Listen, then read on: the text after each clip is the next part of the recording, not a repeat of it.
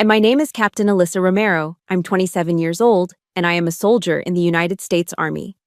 In my world, loyalty isn't a choice. It's the bedrock of survival. But in the stuffy wood-paneled law office in Georgetown, I was learning that the civilian world has different rules. As the will of my Uncle Ben, the only man I ever called family, was being read, the door flew open. 16 years, and there they were. My biological parents, Grant and Nadine. My mother, Nadine, swept her eyes past me as if I were a piece of furniture, looked directly at the lawyer, and let a single, ice-cold sentence fall into the room. What a waste to leave an estate like this to a girl who just plays soldier. My father, Grant, nodded in agreement, adding, "She'll have her military pension. This is for real family." They didn't know that before he died, Uncle Ben left me more than money. He left me an arsenal, and I had just been given clearance to use it. Tell me how your day is going in the comments below, good or bad. And hit that like and subscribe button if you believe family is forged in sacrifice, not just blood.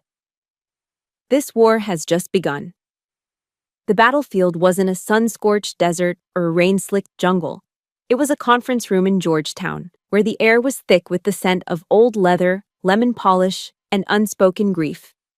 I sat arrow-straight in an antique chair, the starched wool of my Army service uniform a familiar armor against the chaos churning inside me. Every crease was perfect, every piece of brass on my chest polished to a high gleam. Discipline was my fortress, the one thing that hadn't been taken from me last Tuesday. Across the heavy mahogany desk sat Caleb Whitaker, my Uncle Ben's oldest friend, and his attorney. His face, usually a mask of calm legal precision, was etched with a sadness that mirrored my own. He adjusted his glasses and continued reading from the last will and testament, his voice a low, steady drone. The numbers that floated in the air were staggering, millions in assets, controlling shares in a successful defense contracting company, a portfolio that could sustain a dozen lifetimes. I processed them as they came. Assets, liabilities, trusts. They were just data points on a mission brief. Uncle Ben had trained me for this, for contingency planning. He'd taught me to read a balance sheet the same way you read a topographical map. Identify the high ground, anticipate enemy movement, secure your position. But he hadn't trained me for this mission, not this soon. I felt like a newly commissioned lieutenant being handed command of a campaign I wasn't ready to lead. Sunlight filtered through the old Venetian blinds, striping the polished wood of the table in bars of light and shadow. It felt less like an office and more like an interrogation room. My heart was a dull, heavy ache in my chest, a wound that discipline couldn't bandage. Then, the door burst open. It wasn't unlocked and pushed. It was thrown open, banging against the stopper with a crack that shattered the room's somber quiet. My training took over before my mind could catch up. A jolt of adrenaline, sharp and clean, shot through my veins. My posture didn't change by a millimeter, my hands remained loosely clasped on my lap, but my body went on high alert. My senses sharpened, cataloging the new arrivals with tactical speed. Two figures stood silhouetted in the doorway, a man and a woman. My threat assessment was instantaneous. The woman, Nadine, was first through the breach. The cloying, cheap scent of her floral perfume invaded the room, a chemical weapon against the dignified scent of old paper and wood. The man, Grant, followed, a look of smug entitlement plastered on his face. They had violated the rules of engagement from the first second. You don't burst into a room like this. You knock, you wait.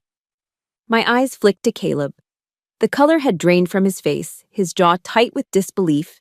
His expression confirmed my assessment.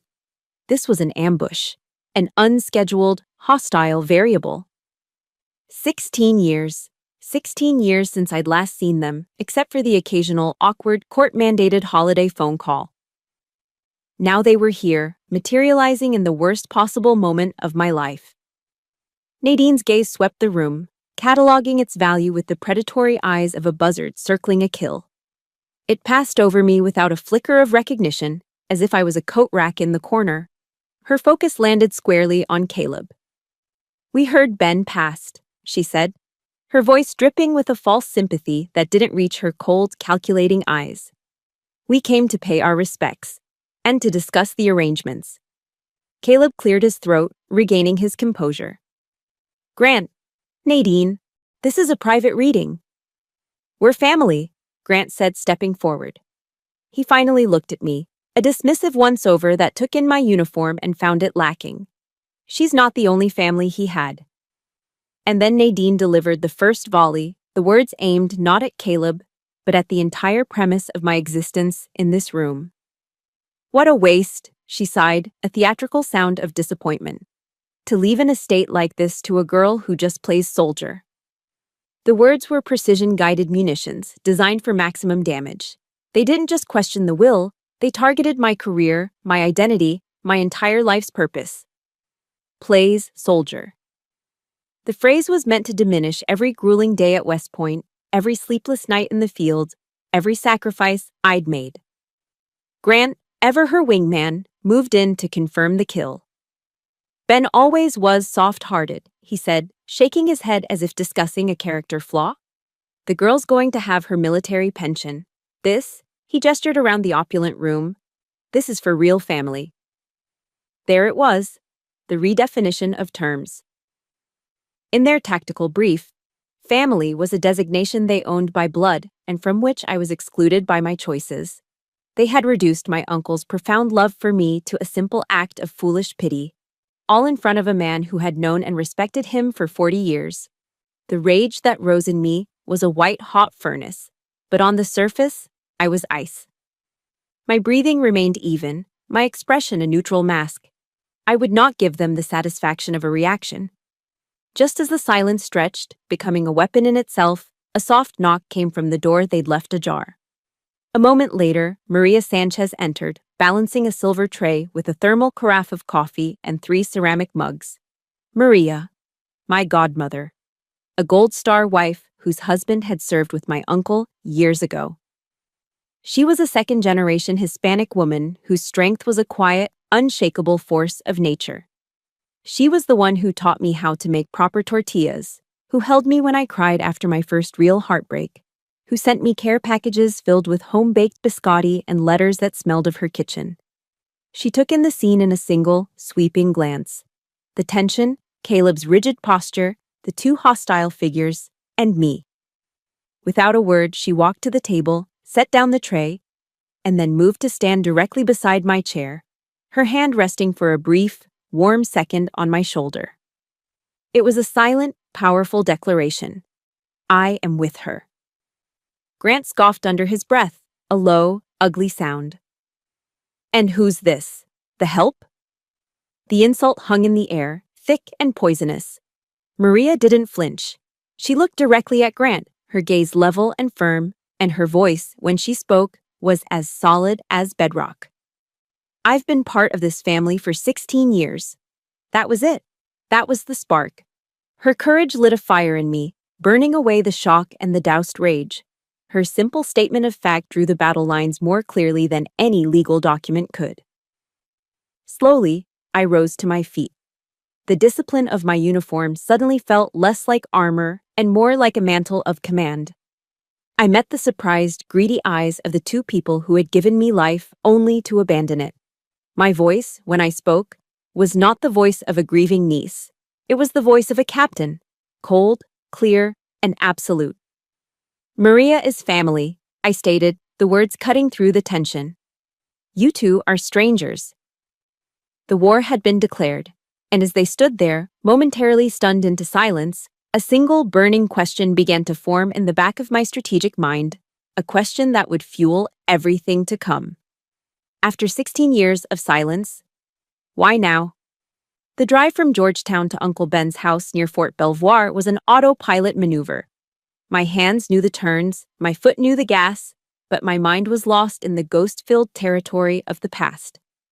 The question from the conference room, why now, was the key that unlocked a box of memories, each one a fresh cut on an old scar. The familiar canopy of oak trees lining the George Washington Parkway blurred into green. This road was a timeline, and with every mile marker, I traveled further back. Back to a sunlit Saturday morning when I was 11. The memory is so vivid it has a taste. The phantom sweetness of pancakes I was hoping for. I remember running down the stairs of our old house in Maryland, feet slapping the hardwood. I'd woken up to a silent house, which was unusual. Grant and Nadine were many things, but quiet wasn't one of them. I'd expected to find them in the kitchen, arguing over money or nursing hangovers. Instead, I found nothing. An unnerving, echoing silence, and on the cold granite countertop, a single piece of paper torn from a legal pad. On it, in my mother's hurried script, were 7 words. 7 words that served as the final orders of my childhood. Uncle Ben will take care of you. That was it. No goodbye, no explanation, no, we love you. Just a logistical handoff, as if I were a package being rerouted. I remember the chill of the tile floor seeping into my feet, a cold that climbed up my legs and settled deep in my bones. I stood there for what felt like hours, rereading those words until they lost all meaning, the silence of the empty house screaming in my ears. It wasn't a death, but it was an erasure. I had been abandoned. Upstairs, in the back of my closet at Uncle Ben's house, is a shoebox. I call it my box of evidence. It's filled with things that carry the weight of disappointment. There's a ticket stub from my 8th grade play, Our Town. I had the lead role. I'd given them the ticket weeks in advance. The seat next to Uncle Ben and Maria remained empty. There's a birthday card from my 15th birthday that arrived 2 weeks late. The generic Hallmark message unsigned, with just a $20 bill tucked inside. Each item is a testament to the same truth. I was an afterthought. The worst was my high school graduation.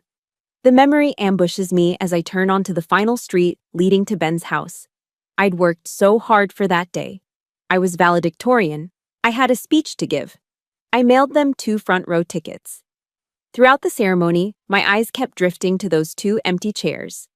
They were a void, a black hole that seemed to suck all the joy out of the air. As I stood at the podium, looking out at a sea of proud parents, my gaze caught on those chairs, and I had to fight to keep my voice from cracking. They called that night. The excuse was slick. "So sorry, sweetie," Nadine's voice crackled over the phone. "We got tied up in a business deal in Atlantic City. You know how it is." A business deal. I accepted it because what choice did I have? The disappointment was a familiar, bitter taste, but the lie was so much worse. A few weeks later, a friend of a friend tagged Nadine in a photo on social media. There they were, laughing, holding oversized plastic cups, a slot machine flashing behind them. The timestamp on the photo was the exact date and time of my graduation. The lie wasn't to protect me, it was to absolve them. The pain of that realization was sharper than any heartbreak. It was the understanding that I wasn't even worth an honest rejection. That wound festered and turned into a quiet anger that fueled my next decision. When I announced I was applying to West Point, that I wanted to join the Army, they didn't hide their disdain. Nadine had laughed. "Oh, another dramatic decision. You're just running away from real life, Alyssa." Grant had been more contemptuous.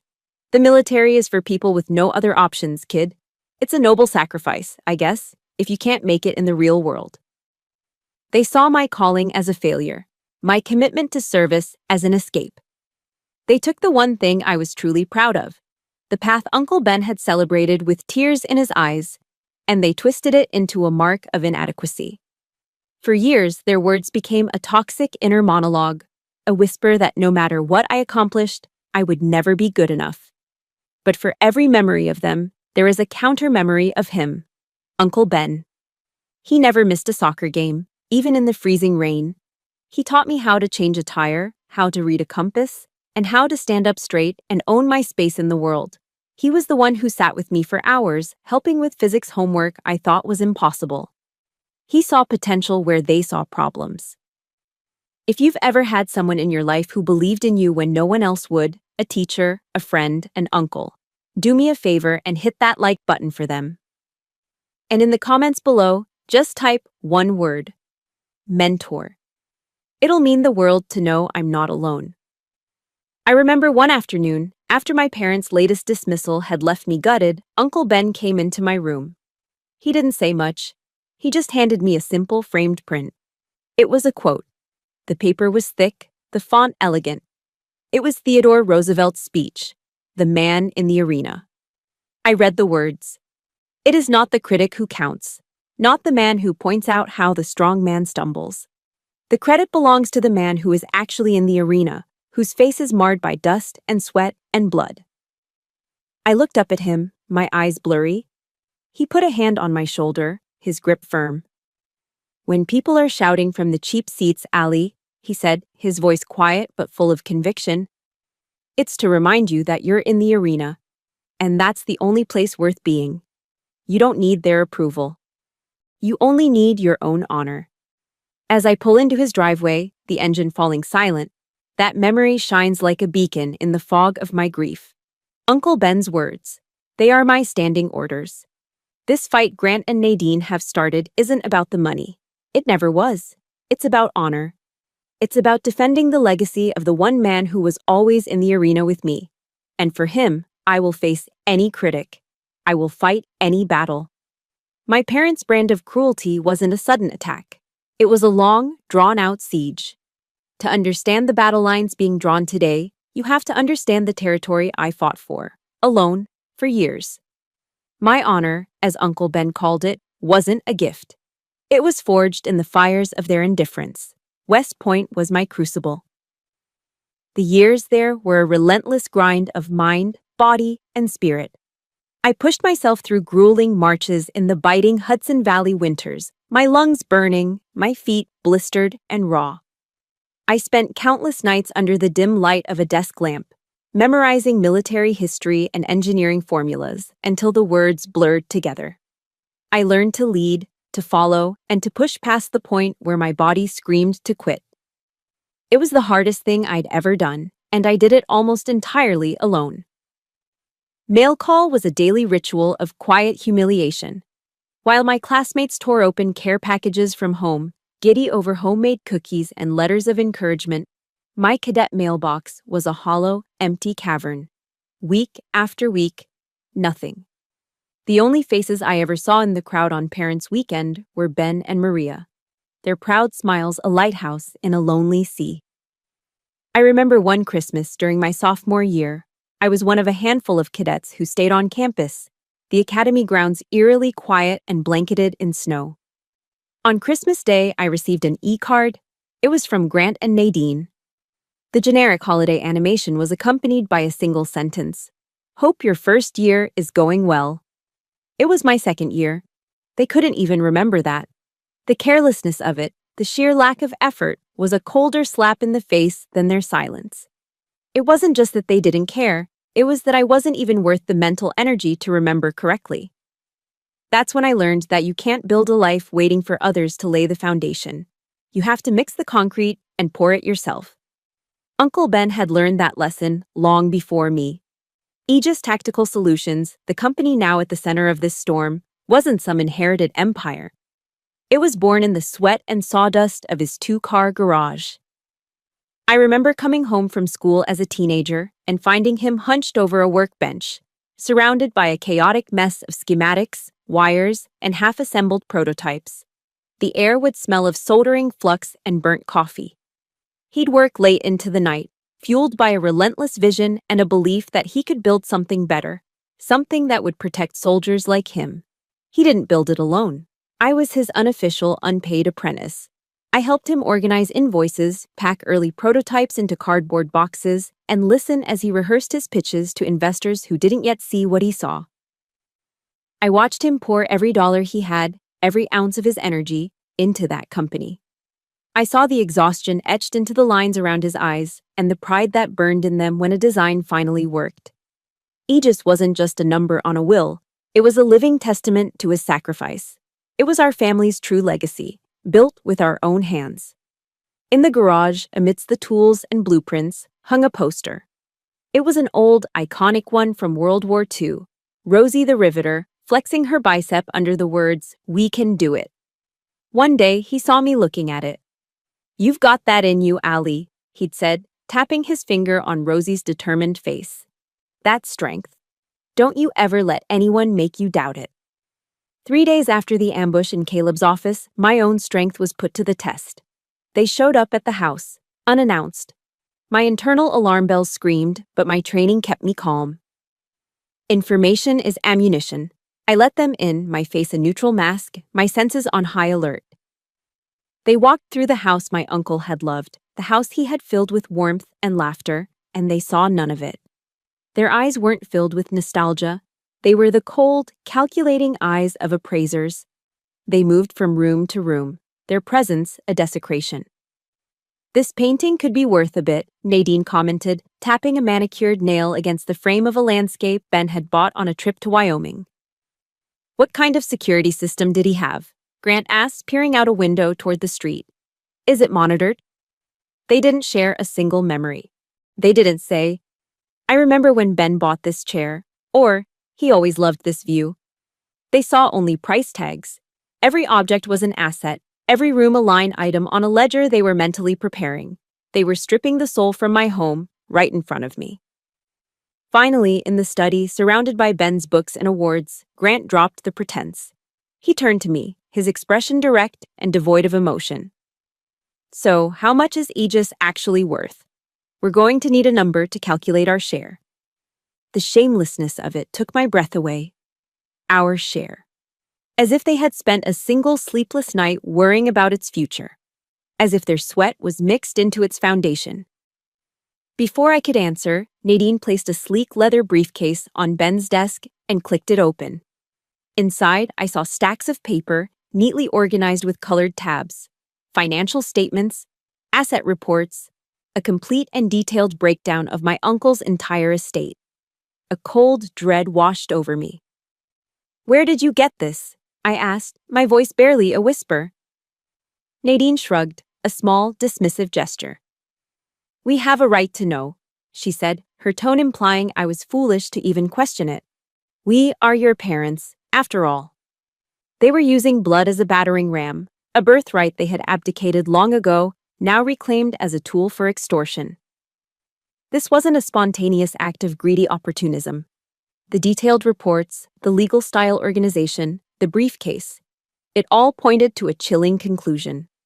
This was a pre-planned, coordinated campaign. They had been preparing for this. They had been waiting for him to die. My phone, sitting on the desk beside the briefcase, suddenly buzzed. The screen lit up. It was a new email. My eyes dropped to the notification, and the blood in my veins turned to ice. The sender was a name I didn't recognize. Martin Keene, Keene Legal, LLC. The subject line was a declaration of war. Re, the estate of Benjamin Thomas. The email notification on my phone was a digital grenade, and the confrontation in my uncle's study was its blast radius. Faced with the evidence of their premeditation, the briefcase, the reports, Grant and Nadine dropped all pretense. They went on the offensive. Nadine, sensing her advantage, tried to justify their claim. We have rights, Alyssa. Legal rights. She pulled a folded, yellowed document from her briefcase. It was an old court filing. My eyes scanned the legalese until a single number jumped out, circled in red ink. $1,300. We were in a difficult financial situation, Nadine explained, her tone devoid of shame, as if detailing a corporate merger. Ben knew that. He offered to clear our debts. She paused, letting the implication hang in the air. In exchange, we agreed to sign over full parental rights. It was a good deal for everyone involved. A good deal. The words echoed in the sudden, ringing silence. The world tilted on its axis. All the pain of the last 16 years, the abandonment, the loneliness, the constant feeling of being second best, was suddenly distilled into a single, transactional number. $13,500. That was my price. That was the value they had placed on their only child. The rage, the grief, all of it evaporated, leaving a chilling, hollow void. I looked at these two people, my creators, and felt nothing. You sold me, I said. The words were flat, lifeless, a statement of fact. The finality in my voice must have unnerved them because Grant's strategy shifted. He stepped forward, his face twisting into a mask of victimhood. "We'll take this to court," he threatened. "We'll tell the judge Ben coerced us. We'll tell them our own daughter turned her back on us when we needed her most." His threat was interrupted by a gentle knock at the front door. A moment later, Maria Sanchez appeared in the doorway of the study, a beacon of warmth in the toxic air. She was holding a large casserole dish, and the rich, comforting aroma of garlic, oregano, and baked tomatoes filled the house. Her timing was a miracle. Her presence, an act of grace. She took one look at the scene, my shell-shocked face, the open briefcase, the predatory stances of Grant and Nadine, and understood everything. The sight of her simple, profound act of care, seemed to break their offensive. Grant's threat died in his throat. Nadine snapped her briefcase shut. Their narrative of wronged parents couldn't survive the quiet dignity of a woman holding a homemade lasagna. They muttered a few hasty excuses and retreated, leaving their threats hanging in the air. The moment their car pulled away, my phone rang. It was Caleb, his voice charged with a new urgency. "Allie, you need to get to my office. Now," he said. "I was going through Ben's personal safe. I found something. Something he called his insurance file." 20 minutes later, I was back in the Georgetown conference room. Caleb heaved a heavy gray metal lockbox onto the mahogany desk. It landed with a solid, definitive thud. "He left specific instructions," Caleb said. "This was to be opened only by you, and only if Grant and Nadine made a formal claim against the estate." My hand trembled as I turned the key. The lid opened with a soft hiss. Inside, there was no money. There was something far more valuable. It was a meticulously organized collection of documents, a history of my parents' greed. There were photocopies of dozens of checks Ben had written to them over the years, annotated with the date and purpose. Car repairs, medical bills. There were thumb drives. Caleb plugged one into his laptop. We listened as my father's voice, wheedling and then demanding, filled the room, asking for a loan that was never repaid. There was a detailed report from a private investigator, complete with photographs documenting their frequent trips to casinos in Atlantic City and Charlestown. Trips that coincided with their calls to Ben pleading poverty. He had known. All this time my uncle had known, and he had quietly, patiently built a fortress to protect me. Tucked in the corner of the box was an old, faded photograph. It was of a younger Uncle Ben, his arm slung around another soldier. On the back, in Ben's block printing, Sergeant Miguel Sanchez, Da Nang, 1971. Brothers aren't always born of the same blood. It was Maria's father. My breath caught. This bond, this real family, was a legacy forged in war. At the very bottom lay a single manila envelope, sealed with a circle of red wax. My name was written on the front. With shaking fingers, I broke the seal and unfolded the letter. "My dearest Ali," it began. "If you are reading this, then the day I feared has come.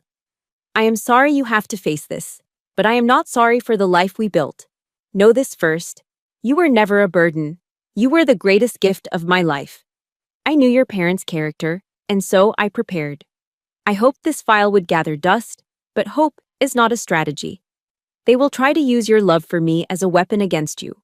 They will try to paint my love for you as a weakness. Do not let them. The documents in this box are not for revenge, they are for the truth. In our world, the truth is the highest ground. Take it and hold it.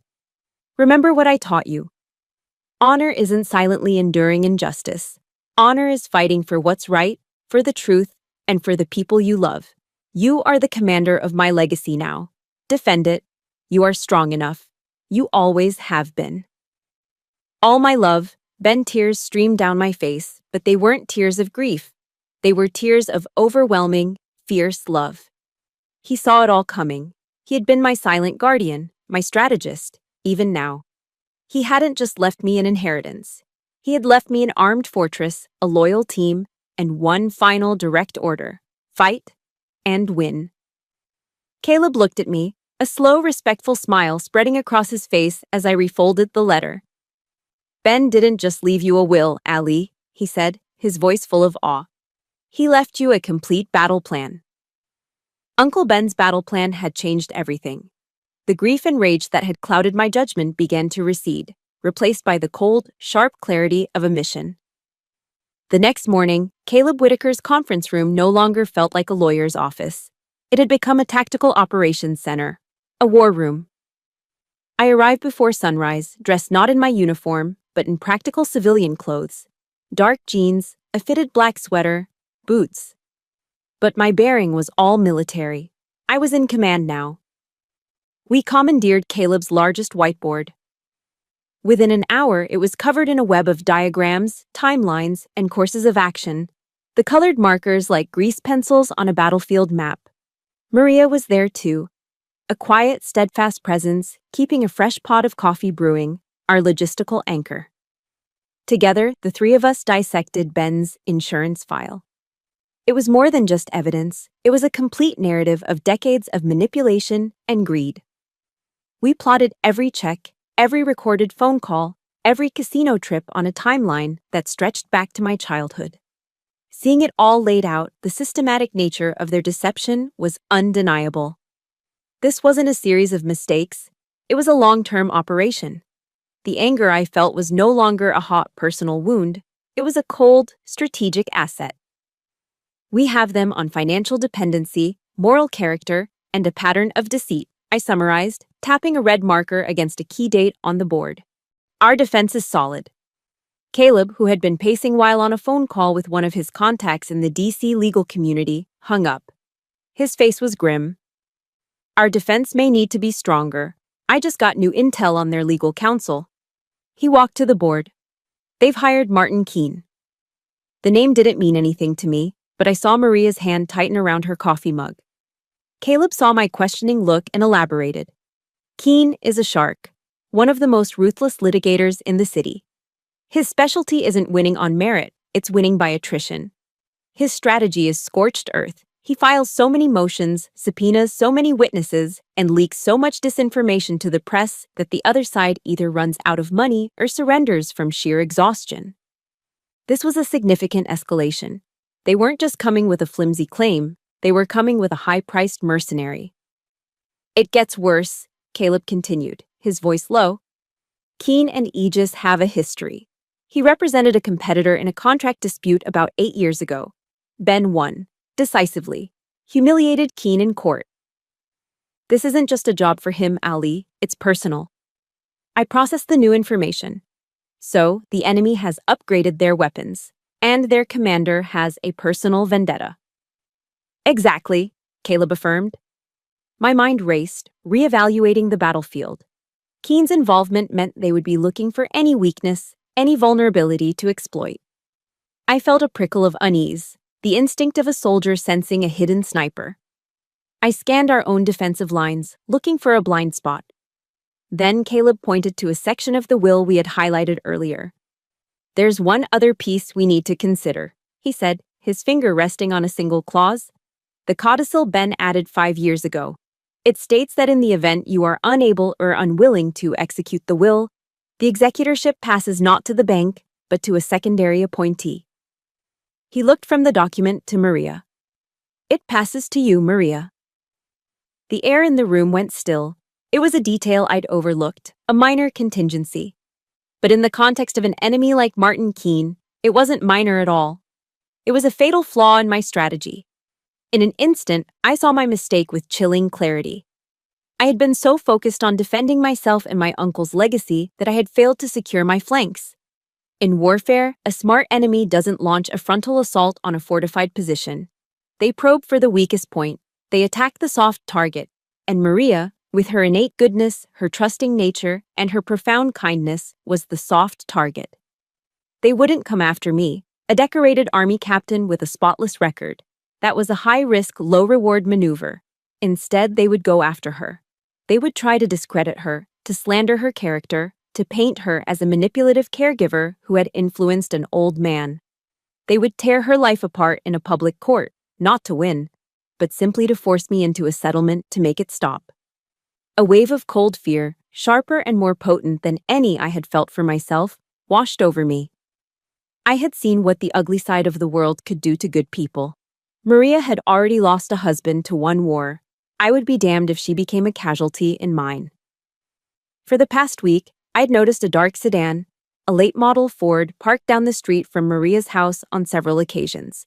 At the time, I dismissed it as coincidence, but now with this new intel, it felt like surveillance. My training in reconnaissance kicked in. The last time I saw it, I'd discreetly taken a few pictures with my phone, capturing the license plate. On a hunch, I forwarded the images to Caleb. "Can your PI run this plate?" "No," I said aloud, my voice cutting through the tense silence. It came out harder than I intended, a commander's edict.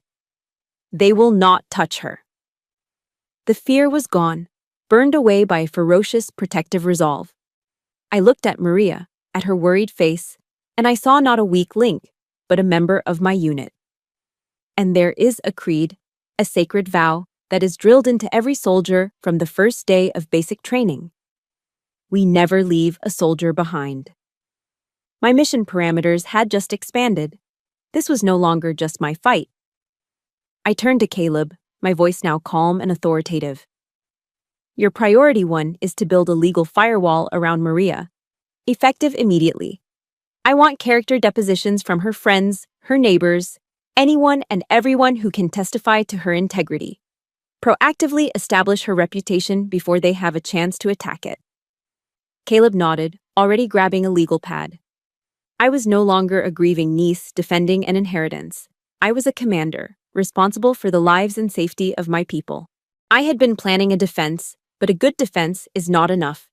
Now, we needed a counter-offensive. The enemy had made a critical error. They had threatened my family, my real family. And in doing so, they had given me a new, crystal-clear objective. But as I stood there, mapping out our next move, the strategic question echoed in my mind, a problem that needed an immediate solution. They were already watching her. They were preparing their attack. How do I protect my flank? There's a quote from General George S. Patton that they drill into you at West Point. Never let the enemy pick the battleground. For the past week, I'd been reacting, defending, and absorbing blows. It was time to stop reacting and start commanding. It was time to force them to fight on my terrain. I called Caleb with new orders. Set up a meeting, I told him, my voice calm and decisive. With Grant, Nadine, and their lawyer, Martin Keene, I want it here. At Aegis headquarters, tomorrow at 900 hours. It was a strategic power play. No more emotional confrontations in the personal space of my uncle's home. No more ambushes in neutral territory. This meeting would take place in my fortress, the house that Ben and I built. A state-of-the-art facility humming with the energy of innovation and success. I was taking the high ground. The next morning, I didn't wear my army uniform. That uniform was a symbol of my service, of my oath to my country. This fight was personal, and it required a different kind of armor. I chose a perfectly tailored navy blue business suit, a crisp white shirt, and heels that clicked with authority on the polished concrete floors. My hair was pulled back into a tight, severe bun. When I looked in the mirror, I didn't see a grieving niece. I saw the CEO. I had them brought to the main executive conference room. It was a glass box with one wall offering a panoramic view of the Aegis manufacturing floor below. Engineers in lab coats moved with quiet purpose, assembling the advanced tactical gear that my uncle had designed. The room itself was a testament to our success, a symbol of everything they were trying to steal. I didn't sit. I stood at the head of the long boardroom table, my hands resting lightly on the back of the chairman's seat. I was a general reviewing the terrain before an engagement. At precisely 900, the door opened. Martin Keene entered first, oozing the smug confidence of a man who rarely loses. Grant and Nadine followed, looking small and out of place amidst the sleek, modern technology. They were dressed for a funeral, but they had walked into a corporate execution. I didn't invite them to sit. I let them stand in the center of the room, forcing them to look up at me. I let the silence stretch, a tactical pause to establish dominance. Keene's smile faltered slightly. "Thank you for coming," I began, my voice even, cold, and stripped of all emotion. "I summoned this meeting to present an intelligence briefing that I believe you will find illuminating." I clicked a remote. The large monitor on the wall, usually reserved for financial projections and design schematics, flickered to life. I presented Ben's insurance file, not as a daughter's painful memories, but as a CEO's quarterly report on corporate malfeasance. Asset 1, I stated, my voice clinical. A certified copy of a legal document filed in the state of Maryland 16 years ago. The scanned image of the parental rights agreement appeared on the screen, the $13,500 figure highlighted in a red circle. As you can see, all parental rights were legally and permanently severed in exchange for a one-time financial settlement. Nadine flinched. Grant stared at his shoes. Keen's face remained a stony mask, but I saw a flicker of annoyance in his eyes. Asset 2, I continued, clicking the remote again. A copy of a temporary restraining order filed by my uncle in 2021, following a series of harassing phone calls. This was a new piece of intel, something Ben had filed quietly without telling me. A low gasp escaped Nadine's lips. Keen's jaw tightened. This wasn't in their briefing. His case was already showing cracks. And finally, Asset 3, a piece of audio surveillance. I paused, letting the weight of those words sink in. This is a recording of a call Mr. Grant Romero made to Colonel Benjamin Thomas 6 months before his death. I pressed play. Grant's voice, amplified by the room's speakers, filled the dead silence. It was whiny, threatening, and pathetic. If you don't give me more money, Ben, I swear I'll tell the kid how you paid to get rid of us. I'll wreck that hero image she has of you. I'll ruin everything. The recording ended. The silence that followed was absolute. It was the sound of a case imploding. Nadine's face was ashen. Grant looked like he wanted the floor to swallow him whole. Martin Keen's professional facade finally crumbled. The smugness was gone, replaced by the barely concealed fury of a man who has been led into a perfectly executed ambush. He knew in that moment that he had no case. He had nothing but the lies of two desperate, greedy people. Grant, in a last, pathetic act of desperation, took a step towards me, his hand outstretched in a pleading gesture. "Allie," he stammered, his voice weak. "Allie, you don't understand." I took one sharp, deliberate step back, creating a clear, unbreachable distance between us. My authority, my control, was absolute. "Don't call me that name," I commanded. My voice wasn't raised, but it cut through the air like a razor. "That name belongs to a little girl you sold. For you, it's Captain Romero. And as the acting CEO of this company, I can tell you that my uncle taught me two things: honor and loyalty. Those are concepts I don't expect you to understand." I looked past them, toward the door where two of my security staff had quietly appeared.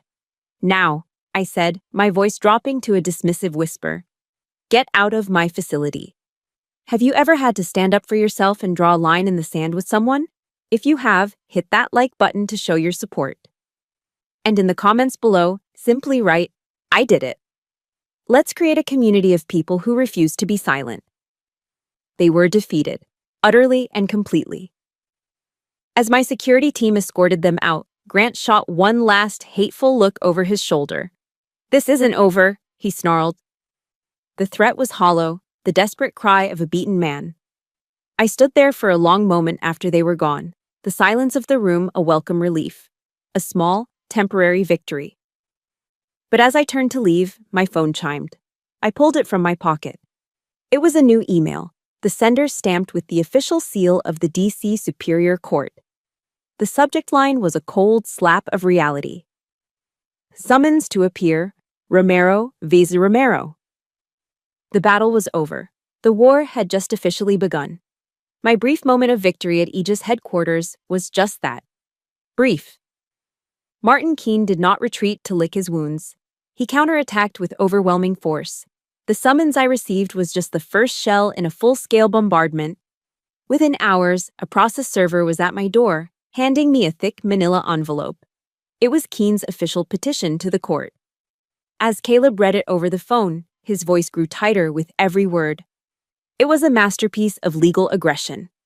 Not only did it formally accuse me of exerting undue influence over a vulnerable old man, but it also filed for an emergency injunction to freeze all of Aegis's assets, effective immediately. The justification was a brutal character assassination. Keen's filing painted me as a mentally unstable combat veteran, implying my military service had left me volatile and untrustworthy. He argued that I was a high risk to mismanage and dissipate the company's assets out of sheer incompetence or spite. It was a direct strike at our financial jugular, an attempt to paralyze the company, sow panic among our employees and shareholders, and force me to capitulate. My phone lit up with a call from our CFO. The attack was already working, but that was only the first front. Almost simultaneously, Keen opened a second, a psychological operations campaign. An article appeared on a sleazy DC political gossip blog, the kind that thrives on scandal and innuendo. The headline was a cannonball of slander designed for maximum damage and viral spread. PTSD-stricken Army captain in million-dollar battle over estate with ailing parents? The article was a toxic cocktail of half-truths and anonymous sources. A source close to the family described my parents as devastated and concerned for their daughter's erratic behavior. Another insider questioned my fitness to run a sensitive defense company, hinting that my combat experience had left me unpredictable. It was a textbook smear, expertly crafted to turn my greatest source of pride, my military service, into a weapon against me. My phone began to melt down. First, it was our business partners, their voices tight with feigned concern. Then came a call from a liaison at the Pentagon, a terse, formal inquiry about the unfortunate press and its potential impact on our security clearances. My reputation, the most valuable currency an officer possesses, was being systematically dismantled in the public square. Every call was a new shrapnel wound. The two attacks, legal and public, were perfectly synchronized, designed to overwhelm and disorient. Caleb called an emergency meeting back at the Tausi. He's trying to isolate you, Ali, professionally and personally. We have to fight back on both fronts. The court had scheduled the emergency hearing for the injunction in 48 hours. It was a tight deadline, but manageable. We began to mobilize our team, me, Caleb, and a pale but determined Maria, diving into a frantic race against the clock. We started outlining our counter-arguments, pulling the key evidence from Ben's insurance file, preparing our defense. Just as we were finding our rhythm, Keen launched his final decisive strike. It was an attack not on my assets or my reputation, but on time itself. Caleb's paralegal burst into the conference room, his face white. Judge approved Keen's motion to expedite, he announced, breathless. He argued that the risk of asset destruction was imminent and severe. The hearing is no longer Friday. It's been moved up. I looked at the clock on the wall. It was 7:20 p.m. Moved up to when? I asked. Tomorrow morning, the paralegal said, his voice cracking. 8 a.m. The air was sucked out of the room. 48 hours had just been compressed to less than 13. We weren't just outgunned, we were being outmaneuvered on a temporal level. Caleb slammed his hand down on the table, a rare display of anger. The pages of a law book fluttered in the air. Damn it, he swore, his voice a low growl of furious disbelief. It's a blitzkrieg, a classic German blitzkrieg. He was right. It was a lightning war. A coordinated, multi-pronged assault of overwhelming speed and force, designed to induce shock, shatter morale, and force a swift surrender before we could even mount a proper defense. And it was working. The atmosphere in our war room instantly changed. The focused energy curdled into something close to panic. Caleb was pacing furiously, muttering about legal precedents and impossible deadlines. Maria sat silently, her hands clenched in her lap, her face a mask of worry. The confident team from that morning was gone, replaced by three people staring into the abyss of a fight they couldn't possibly win in time. The pressure was immense, a physical weight that seemed to press down on my chest, making it hard to breathe. We were cornered, exhausted, and running out of time. It was in that moment of near-total despair that something inside me shifted. The noise, the panic, the ringing phones. It all seemed to fade away, replaced by a strange, profound calm. I had been in situations like this before. I had been under enemy fire, with chaos erupting all around me, where a single, clear-headed decision could mean the difference between life and death. My training took over. The chaos didn't break me, it centered me. Slowly, I stood up. My movement was deliberate, and it commanded the room's attention. Caleb stopped pacing. Maria looked up at me. I looked at my team, my family. Their faces were etched with fear and exhaustion, but also with a defiant loyalty that mirrored my own. "All right," I said. My voice wasn't loud, but it cut through the panic with the sharp, clear authority of a battlefield command. The officer in me was now in full control. Nobody sleeps tonight. I walked to the whiteboard, picked up a black marker, and erased our frantic defensive scribbles. "They want a lightning war," I said, my back to them, my voice ringing with a newfound iron resolve. "We're going to give them a perfect ambush." The DC Superior Courtroom was cold, formal, and utterly impartial. It was the perfect battlefield for the end of this war. The air was heavy with the scent of floor wax and old law books. We sat at the respondents' table, me, Caleb, and Maria. I wore my full Army service uniform, the Class A's. It wasn't a costume, it was a statement. It was the uniform of the person they had tried to slander. Across the aisle, at the petitioner's table, sat Grant, Nadine, and a grim-faced Martin Keene. The smug confidence he'd worn at Aegis was back, tailored to fit the theatricality of the courtroom. They looked sure of their victory. The judge entered. She was an older woman, perhaps in her late 60s, with sharp, intelligent eyes and a no-nonsense demeanor that commanded immediate respect. Judge Eleanor Vance. I had looked her up. A reputation for being tough, fair, and having zero patience for theatrics. Keene began his performance. He strode to the center of the room, his voice resonating with practiced sincerity. He painted a masterful, tragic story for the court. A story of two loving, elderly parents, cast aside by their only daughter. A daughter, he argued, whose distinguished military service had tragically left her emotionally scarred and prone to paranoia. He twisted my discipline into rigidity, my composure into emotional detachment. He used the language of therapy as a weapon, suggesting my hypervigilance, a soldier's asset, was a symptom of instability. He was trying to turn my strength into a disease. "This isn't about greed, Your Honor," Keene concluded, his voice dripping with false empathy. "It's about concern. Concern that a decorated but deeply troubled young woman is not fit to manage such a complex estate, and that her dear, departed uncle was not in a sound state of mind when he left it to her." Through it all, I remained perfectly still. I did not fidget. I did not react. I kept my eyes fixed on Judge Vance, my posture ramrod straight. I let his words wash over me, trusting the battle plan. When it was Caleb's turn, his approach was the complete opposite. He didn't pace. He didn't perform. He stood at our table and presented facts. "Your Honor," he began, his voice calm and methodical. "We will not waste the court's time debating amateur psychology. We will present the facts." One by one, he dismantled Keene's entire narrative. He presented the certified copy of the Parental Rights Agreement. Exhibit A, a document showing the petitioners legally relinquished all parental claims 16 years ago for financial consideration. He presented the financial statements from Ben's file. Exhibit B, a summary of payments made by Colonel Thomas to the petitioners over the last decade, totaling over $90,000, demonstrating a clear pattern of financial dependency, not familial support. He presented the 2021 restraining order. Exhibit C, a court order filed by Colonel Thomas himself, demanding the petitioners cease all contact due to harassment. With each exhibit, I saw the confidence drain from Martin Keene's face like air from a punctured tire. Judge Vance listened intently, her expression unreadable, her sharp eyes missing nothing. The foundation of their case was turning to dust before our eyes. Then Caleb prepared the final blow.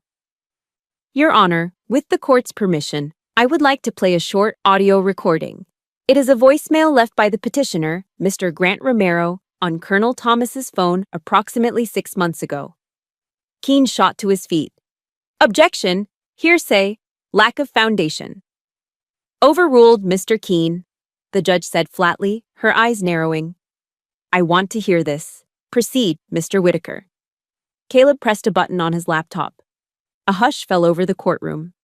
And then, Grant's voice, my father's voice, filled the cold, formal space. It was the same recording from Ben's file, but here, under the weight of the court's authority, it sounded infinitely more damning. If you don't give me more money, Ben, I swear I'll tell the kid how you paid to get rid of us. I'll wreck that hero image she has of you. I'll ruin everything. The voice message ended, but the words hung in the air. A toxic, indelible stain. The silence that followed was deafening. Every eye in the room was on Grant.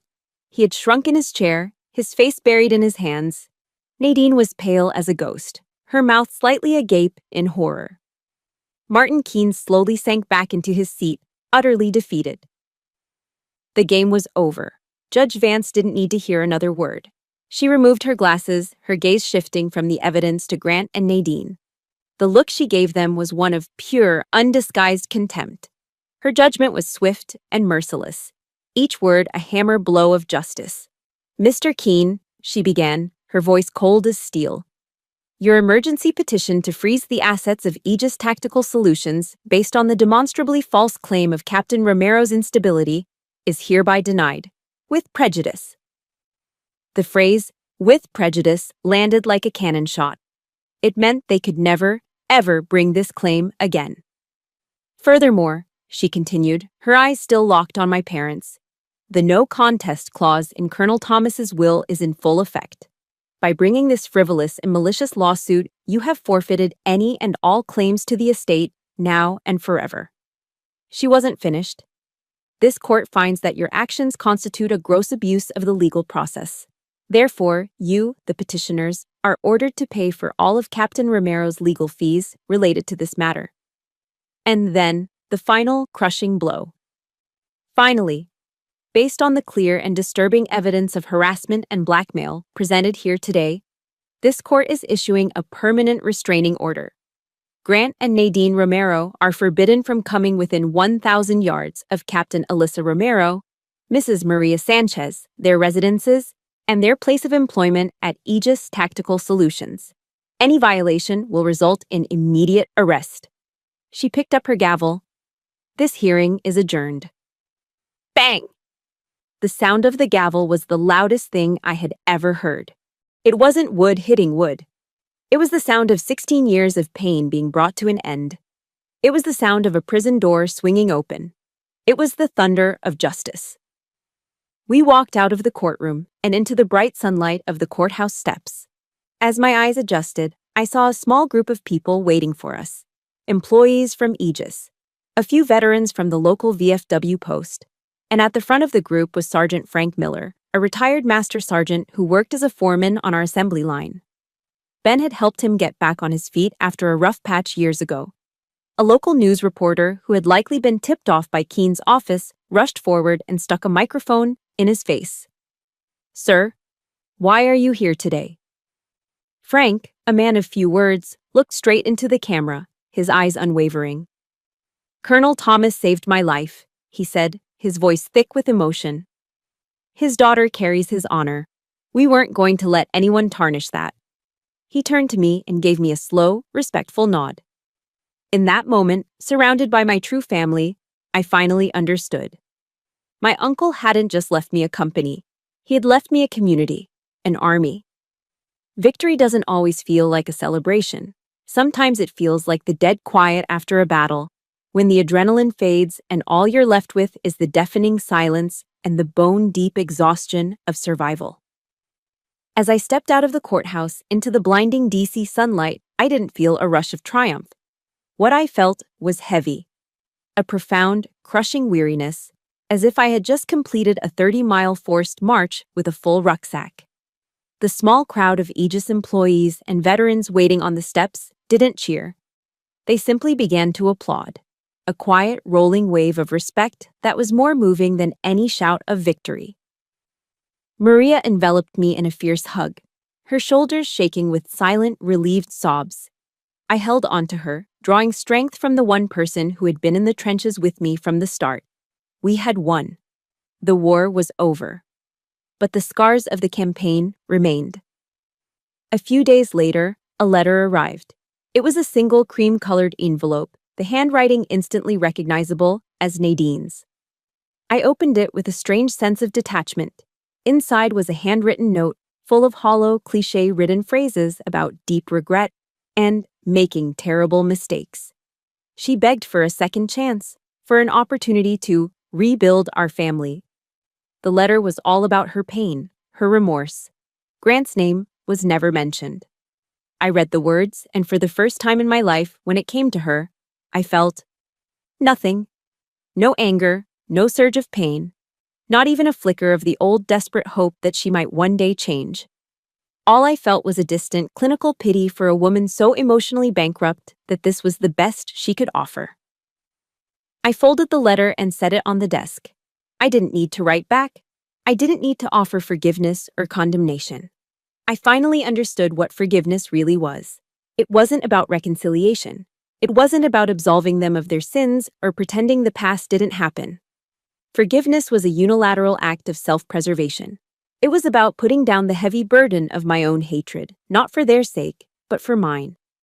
I was letting go, not so they could be free, but so I could. The permanent restraining order was the boundary.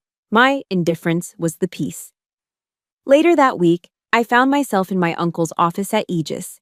It was the first time I'd been able to sit in his chair without feeling overwhelmed by grief. The scent of his pipe tobacco still lingered faintly in the air. My eyes fell on his official portrait on the wall. Colonel Benjamin Thomas, his gaze firm and kind, a hint of a smile playing on his lips. I looked at his portrait and then at the gray metal lockbox, the insurance file, which now sat on the corner of his desk. I finally understood the true nature of the legacy he had left me. It wasn't the millions in the bank or the controlling shares of the company. His real legacy was that box. It was a legacy of truth. Uncle Ben wasn't a particularly religious man, but he had a deep respect for timeless wisdom. He had once quoted a line from the Bible to me, a line that had stuck with me ever since. "You will know the truth," he'd said, "and the truth will set you free." For years, I thought freedom meant escaping my past. But as I looked at that box, I realized Ben's definition was different. Freedom wasn't about escaping the truth, it was about accepting it, documenting it, and, when necessary, deploying it as your shield. He had spent years quietly compiling a fortress of facts, not out of spite, but because he knew that the best, the only, weapon against a lifetime of lies is a well-documented truth. He had given me my freedom by giving me the undeniable truth of my own story. And a legacy that powerful could not be allowed to simply gather dust in a safe. It had to be put to work. It had to become a living thing. An idea began to form, a sense of purpose so clear and bright it felt like a new dawn. I picked up the phone and called a meeting with the two other members of my command staff, Caleb and Maria. They met me in the office that evening. I got straight to the point. "I want to start a foundation," I said, the words feeling more right than anything I'd ever said. "In Ben's name, the Colonel Benjamin Thomas Foundation." Caleb and Maria looked at me, their expressions curious, waiting.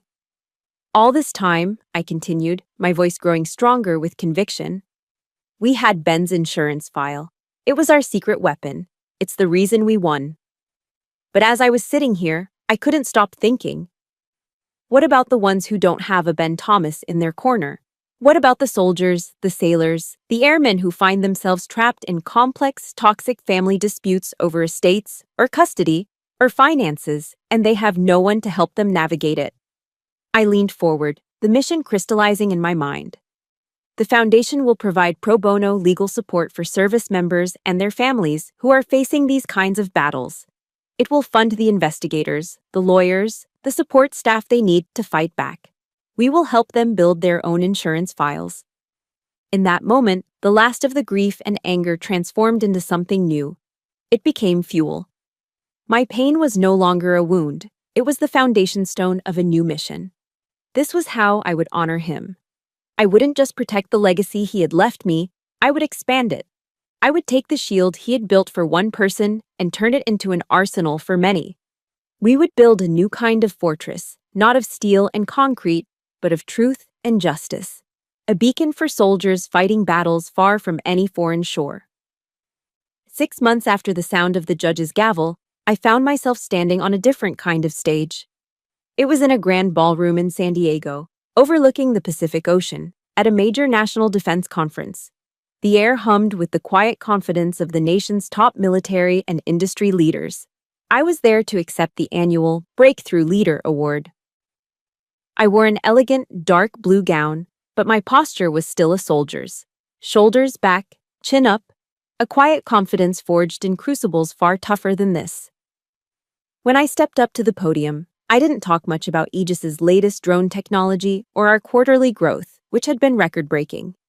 Instead, I talked about loyalty. I talked about the sacred duty of a commander to protect their unit, whether that unit is a platoon in the field or a team of engineers in a lab. I talked about the difference between a title and true leadership. And at the end, I held up the Crystal Award, letting it catch the light.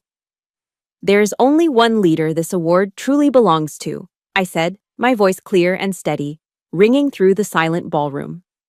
A man who taught me that the highest form of leadership is service, and the purest form of strength is honor. I accept this on behalf of my mentor, my commander, and my father, the late Colonel Benjamin Thomas. The applause that followed was warm and genuine. For the first time, standing in the spotlight didn't feel like an interrogation. It felt like coming home. Ben's legacy, I had learned, was not a static thing to be guarded. It was a living thing, meant to be grown. And it was growing, not just at Aegis, but in a small, unassuming office in Arlington, Virginia. The sign on the door was simple: the Colonel Benjamin Thomas Foundation. Inside, the atmosphere was one of quiet purpose. On any given day, you could find Maria, now the Foundation's executive director, sitting with a young Marine, her voice a comforting balm as he nervously explained a bitter custody battle. You could find Caleb, the Foundation's chief legal counsel, sketching out a strategy on a whiteboard, his face set with the same fierce determination he'd shown for me. In its first 6 months, the Foundation had already provided legal aid to over a dozen military families, helping them build their own insurance files against injustice. Ben's battle plan had become a beacon. His legacy was alive, and it was fighting. As for me, I had finally found a rhythm I never thought possible. I had found balance. I still ran Aegis with the discipline of a commanding officer, but I also made time for peace. I discovered a love for hiking the rugged trails of Shenandoah National Park. The silence of the mountains, a welcome antidote to the noise of my past. Sunday evenings were sacred, reserved for dinner at Maria's house, the comforting chaos of her grandchildren, a reminder of what real family looks and sounds like. The ghosts of Grant and Nadine no longer haunted me. They had become what they always truly were: strangers. Footnotes in a story that was now entirely my own. The abandoned little girl was gone, and in her place stood a commander, not just of a company or a platoon, but of her own life, her own happiness, her own peace. Last week, on a crisp autumn morning, I found myself standing alone on the National Mall. I walked along the quiet, polished black granite of the Vietnam Veterans Memorial, the names of the fallen a stark, silent testament to a generation's sacrifice. My fingers traced the cool, carved letters until I found the one I was looking for: Miguel R. Sanchez, Maria's father. The man in the photograph, his arms slung around my uncle in a jungle far from home. I didn't stand there to mourn a man I'd never met. I stood there in gratitude, to honor the origin point of my chosen family, a bond of brotherhood forged in war that had reached across decades to save me. I looked up from the wall, my gaze traveling across the reflecting pool to the Lincoln Memorial, majestic and enduring in the soft morning light. The sun was rising, casting a golden glow over the city, a new day dawning. Standing there, in the quiet heart of the nation I had sworn to serve, the final lesson of my long war settled into place. I had learned that family is not defined by the blood you share, but by the sacrifices you are willing to make for one another. And a true legacy isn't what's left to you, it's what you build from what you're left with. On the battlefield of life, your greatest arsenal is your truth. Your strongest shield is your chosen family, and your most powerful weapon will always be your honor. A small, genuine smile touched my lips, a smile of peace, of strength, of a war finally won. I was ready for whatever mission came next. My mission is complete, but my story is just one of many. The greatest truth I learned wasn't found on a foreign battlefield, but in realizing that we all have the power to forge our own family, our own legacy, from the ashes of our past. This channel is a gathering place for stories of that same strength and resilience. If my journey meant something to you, please hit that like button and subscribe to join this community. And I have one final mission for you. In the comments below, tell us the name of just one person who has been your Maria or your Ben, your chosen family. Let's honor them together.